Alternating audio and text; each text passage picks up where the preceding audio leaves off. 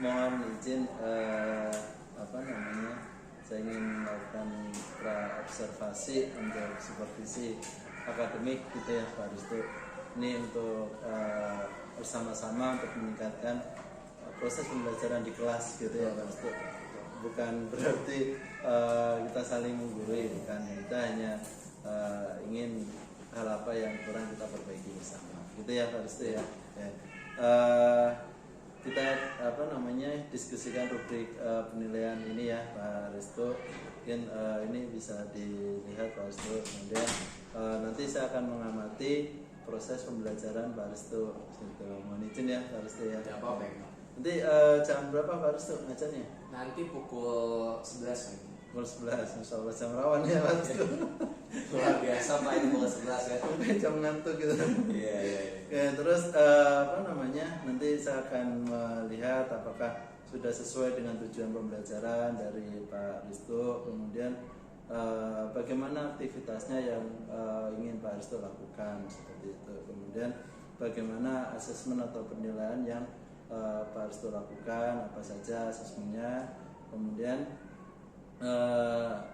kompetensi mengajar apa yang ingin Pak Risto kembangkan nih pada pertemuan kali ini, apa Pak Risto?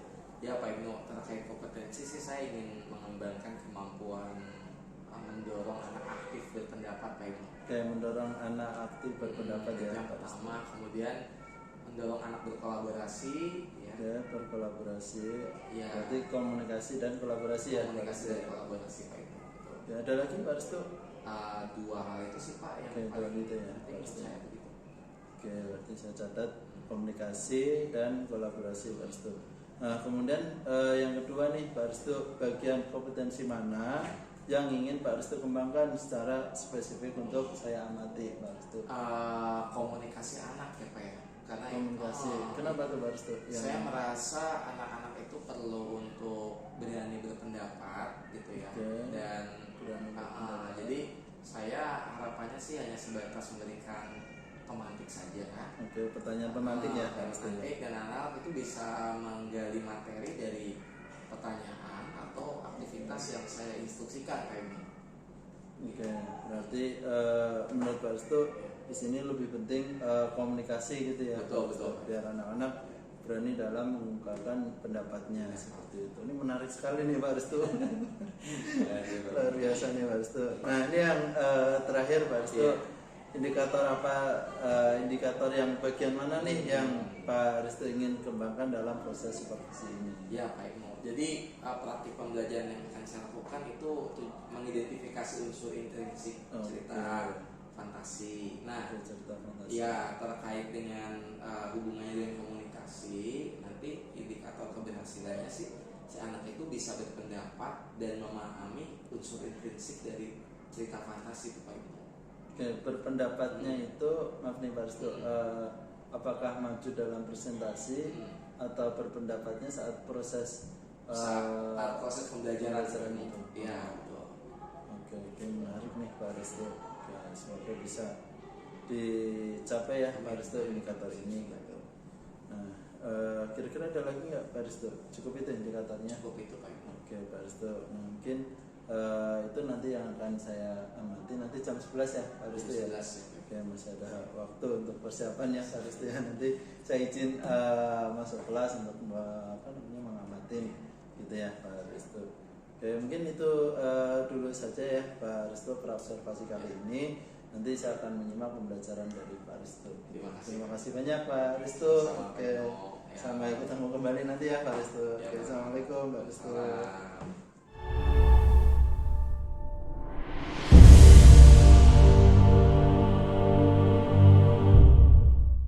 Assalamualaikum warahmatullahi wabarakatuh.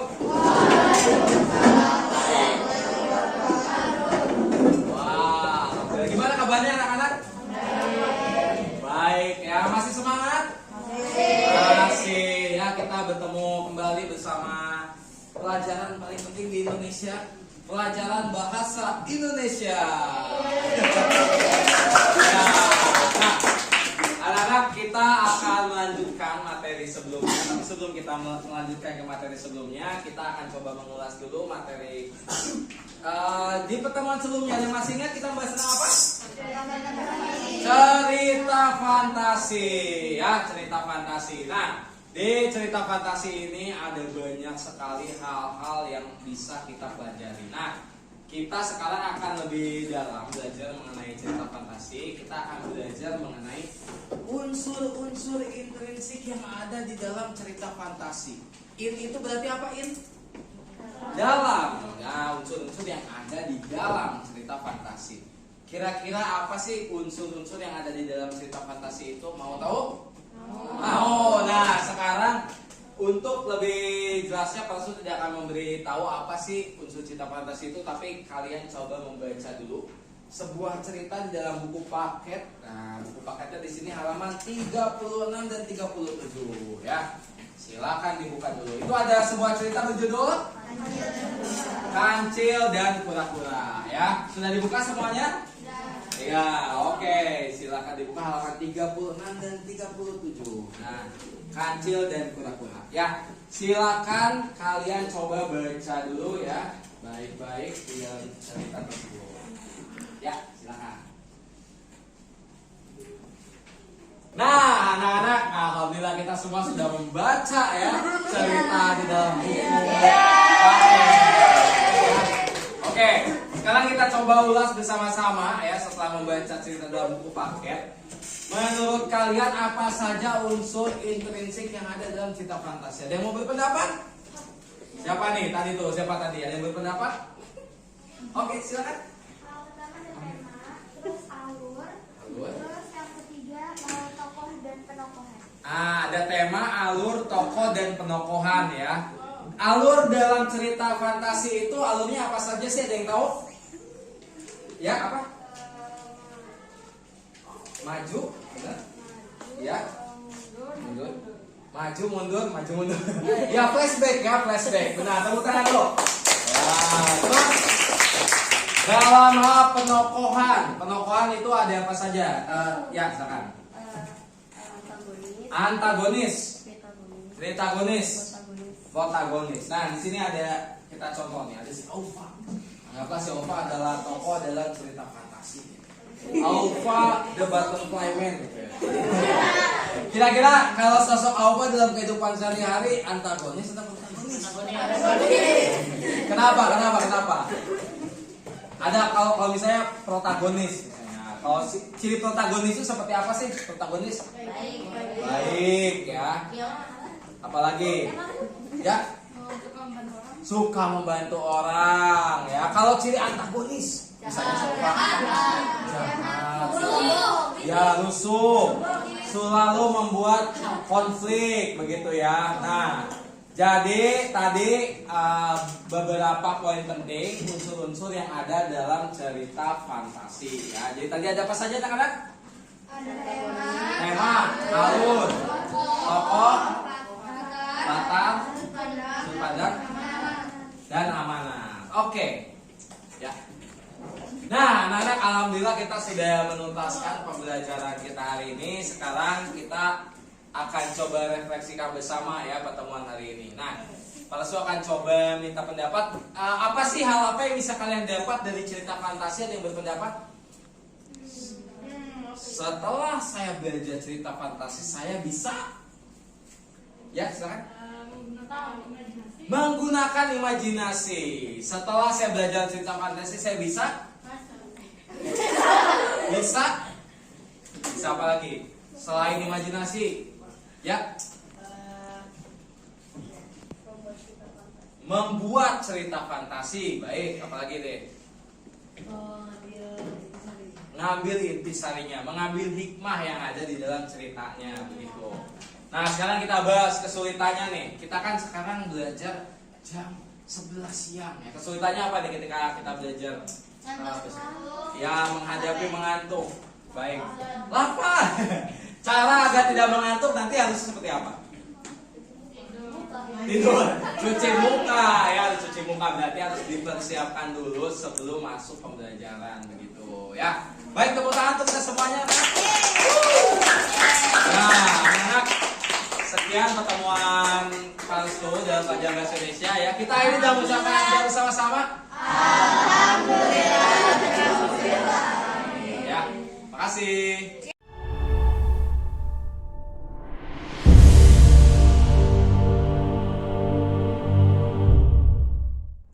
Assalamualaikum Pak Restu. Waalaikumsalam Pak Ibnu. Luar biasa Pak Ibnu ya nih. Luar biasa tadi ngajarnya menarik sekali ya. Gitu ya Pak Restu. Anak-anak ternyata banyak yang aktif gitu ya. Alhamdulillah Pak Ibnu. Ya. Semoga sesuai dengan tujuan dari Pak Restu gitu ya. Kita mencoba untuk melakukan gitu ya evaluasi atau hal yang perlu kita perbaiki gitu ya. Nah tadi saya lihat luar biasa sekali gitu ya Pak Restu, anak-anak aktif, kemudian Pak Restu memberikan apresiasi kepada anak-anak gitu ya, anak-anak sehingga senang gitu ya. Dan saya lihat anak-anak juga banyak yang